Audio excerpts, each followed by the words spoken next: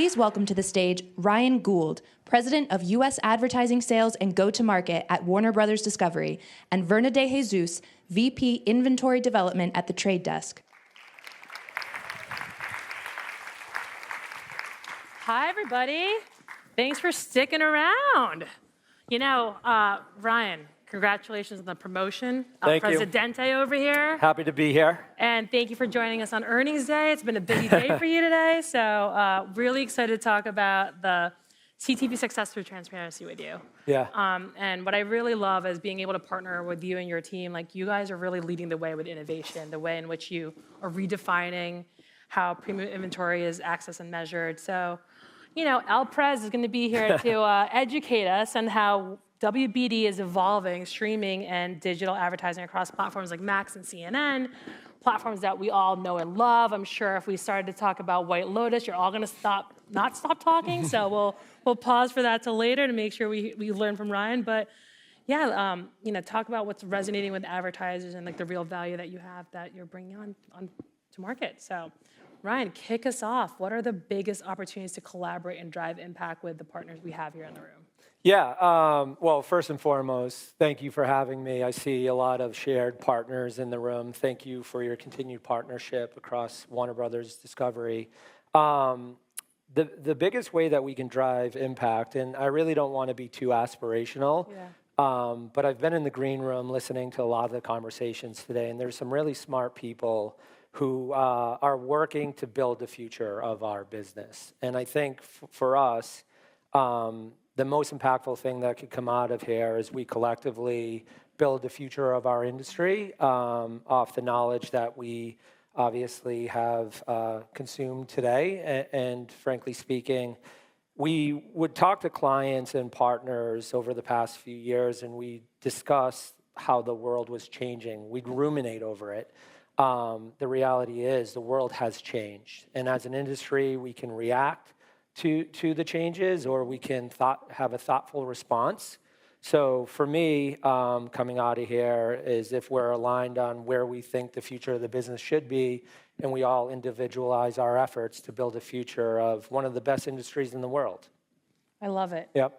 I mean, I teased it out earlier, but like Warner Brothers Discovery is home to some of the most recognizable and beloved content, like White Lotus right now, but also your catalog. Just like in the green room, everyone's talking about their favorite shows. Can you share with us, like, how are you thinking about the evolution of streaming and digital advertising, especially as advertisers look for more direct and, you know, here's that buzzword bingo, transparent access to inventory? Yeah, for sure. So listen, I think when we bring our IP into market, we obviously want to be really thoughtful with how we partner with brands. And again, what we try to do at Warner Brothers Discovery is we try to balance the art and the science of our business. I feel like the conversations that we have as an industry, the pendulum shifts too far in one direction. So again, if it's a sponsorship opportunity around an HBO original, how can we support that with programmatic tactics and biddable tactics and build off of that? And then reverse engineering that, right? We have some clients that work with us through programmatic channels. What are the learnings that we can take that can get them upper funnel to work with us in meaningful ways around our content and IP? So, what we're trying to do at WBD is, decision off of data, build strategies off of insights. Obviously, finding a product market fit and listening to the voice of the customer is super important for us. But, when we look to partnerships, we want a direct path not only into sponsorships, but also programmatic. That's great. Yeah.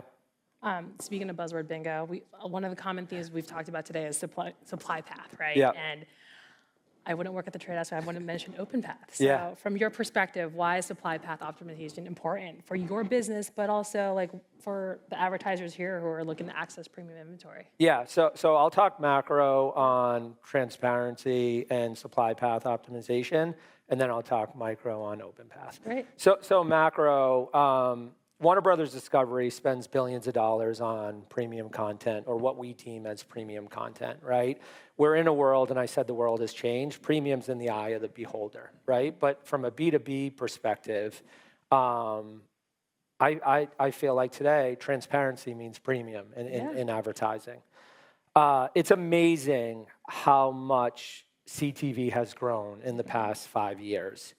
I personally believe that CTV transactions are commoditized.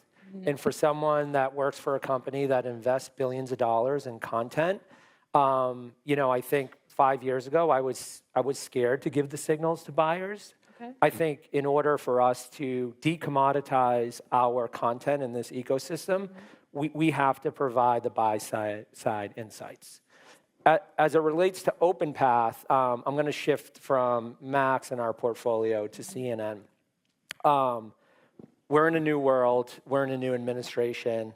I spent 8 years of my career solely focused on CNN. It's got a dear place in my heart. And I appreciate everything that the Trade Desk does to support news and quality journalism. When news companies are at their best and we're in the time center, advertisers and our industry react, they don't respond, and they tend to be at their worst in supporting quality journalism. So as it relates to OpenPath, I'm super proud to start our OpenPath partnership with CNN to give the right signals to the buy side. So when CNN is at its best, putting quality journalists on the ground overseas, we can find support. And listen, brands may say, hey, I don't want to cover that type of content, but the breadth and depth of CNN is so broad, we should be able to socialize not only high-value audiences on CNN, but the right areas of CNN where brands really want to be around. That's awesome. I want to double-click on CNN a bit more because it is near and dear to your heart. So it remains a critical platform for trust. You're near and dear to my heart as well. Thank you, Ryan. Nothing but love up here, guys. Yeah. But critical platform for trusted news coverage, like you said, and it's with advertisers, we're leaving. What are they leaving on the table when they don't invest in it? I think to your point, it's reliable news is more important than ever. New administration, what's happening with geopolitics, just there's so much going on out there. But then we have this conundrum with our advertisers on what do you want them to think about what they're leaving on the table by not engaging in this in a much deeper fashion. Yeah. It breaks my heart a little bit when I hear traditional media company. We obviously had NBC and Disney up here today. And I think, again, we're all evolving our strategies to be more performant. Yep. We're all investing in always-on attribution. We want to lead with data and insights. We want to prove out the value of partnering with our properties. So we know that news drives business for advertisers. There's countless studies. Brands see it. And again, how do we, do a better job of guaranteeing outcomes for partners? But secondarily to that, how do we approach brands and the ecosystem more strategically to give them opportunities to feel safer in news environments? So again, I do feel like SPO and transparency within the news environment is certainly helpful. But more importantly, if we can prove out that it helps move a client's business forward, I think that's the easiest way to get out of the I don't buy news narrative. I love it. Yep. Outcomes-based, focus on the data. I love it. So this one's a simple one. So simplest way to buy, explain to us, can they just buy Max? Can they buy CNN? We keep kind of going back and forth between both properties, but walk us through what do our friends in the room need to know? Yeah, we're in a world where we have to meet our customers where they're at. So we're agnostic to buy type, we're agnostic to network, we're agnostic to audiences. We want to work with our clients with how they plan to work with us. And then I think that from a consultative perspective, we can lead with insights to say, hey, have you thought about this, or do you want to move into this? But again, we're in a world where there's so much sophistication on the buy side and the agency side and so much investment in planning. It's really hard to go against the grain on planning and say, hey, your team did such a good job to plan your strategy. You should actually go in a different direction. That doesn't behoove a productive conversation. Of course. So listen, I'm fortunate to work with such a fantastic team at Warner Brothers Discovery who has worked with thousands of brands for a long time. So the good news is in this role, I don't have to introduce or reintroduce who we are or what we do. So again, we have the time to kind of shape the partnership that I feel like is mutually beneficial. I love it. So it's kind of like content with that data glow up is what you're leaning into. Yep. So you mentioned transparency a bit, but like, when we talk about transparency, it's really not just about where the ad ran. It's about understanding what the performance is, which you hinted. Like, so how are you guys at WBD helping advertisers measure and optimize the campaigns across CTV, as well as, proactively providing insights and reporting as the, industry moves towards greater accountability? Yeah. So for us, we launched a product in the fourth quarter of last year called StreamX, which is essentially a converged audience product that allows buyers to plan, activate, and measure against strategic audiences cross-platform. So, I think going into market with the full video endpoint is really, really important for us. When we look at the digital side of that, most of the transaction is done programmatically. And on the linear side, there's managed service, right? So we're optimizing with traders and so on and so forth. I think the things that I'm excited about as it relates to transparency is, not only the content genre or title or platform that it's running on, but, once we can get into a world where we understand how long that user has been in their viewing session, the ad load makeup of that unit, so on and so forth. I think that there's so many more insights that we could give to the buy side to help them better decision to break through that commoditization of CTV. That's great. I mean, so with streaming, it's so much more than just reaching the masses, right? It's about, sometimes buyers want to get really specific about who they're buying, where they're buying. How do we think about CTV's role in the full funnel marketing, like the awareness and conversion? What do buyers have to look forward to as you move deeper into that direction? Yeah. Listen, I think the promise of large-scaled live sports events and connected TV environments makes everyone here super excited to be able to send addressable messages to sports fans. I don't think we're there yet as an industry, but I think that's definitely a way to drive more performance in streaming. And then when we look at ad products, right, there's definitely different applications of ad products that you can offer that drive mid to lower funnel, whether it's contextual targeting using metadata and AI. We actually scanned our entire content catalog through a partnership with Curve AI on Mac. So we've built a bunch of off-the-shelf segments. So again, historically, you'd want to target travel. You look at travel endemic content, right? But now we have non-travel endemic content like Friends, where there's travel scenes, and we can actually show ads across all of our content catalog, which is super exciting.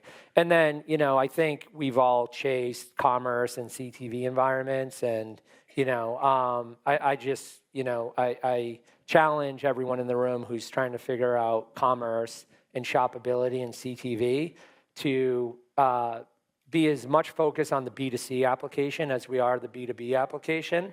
I feel like we do things that are great for advertising, but not the best for consumers. So again, the last thing we want to do with the rise of connected TV and streaming is push users out of that environment because we see the opportunity in it. You kind of teed me up for my next question. You mentioned consumers. I'm like, and I mean, I can't think of anyone that's better than you guys when it comes to driving cultural moments. The fact that I want to make sure on Sunday, 8:59, I'm on a couch to watch White Lotus. And you think, this is not me though, you think of some people, especially in Times Square, dressing up as the characters. People that are booking their trips to Thailand right now who have never left the US. Like, it's pretty wild. I don't know how Thailand feels about that, by the way. I'm like, but how can advertisers capture that affinity, like that emotion that you guys evoke and extend that experience across channels? Well, I'm convinced that there was no such thing as a person ordering a Cosmopolitan at a bar until Sex and the City. So we love to drive culture at WBD and HBO. I think for us, it's not easy. But, when we get it right, we're able to wrap a 360 advertising opportunity that actually is a partnership. It's not an advertising opportunity. So from licensing the IP so a brand can have a thematic message on their own, on and off of our channels. If we show up somewhere with an experiential activation, how does that brand show up, so on and so forth. How do we tie brands into the fabric of the fan experience? Up to passive integrations into content. So again, we have to be really, really thoughtful because consumers and fans are smart. But one of the things that we're proud of is how we drive culture and how we perform for brands when it relates to aligning with our IP. It's awesome. I mean, like you saw the crowd, like literally. I mean, it's the afternoon. They've sat through how many sessions? And I said Cosmopolitan to keep them exactly. To keep them Everybody engaged. woke up. At least you didn't give me the slot before drinks. I'm the runner up. I'm on deck. I'm on drinks deck, which is great. Ryan will be serving Cosmopolitans outside when we get there. But okay, back to OpenPath. That's a hard pivot from Cosmopolitans. Yeah. Like the conversations around SPO continue to gain momentum, right? So how do you see the future of programmatic advertising coming along? Where does the promise of programmatic take buyers and sellers in their buying? Yeah, listen, I think, again, from an industry perspective, how we think about moving our business forward is how do we get closer to the transaction? And quite frankly speaking, how do we strip out as much cost from a brand's dollar to our media?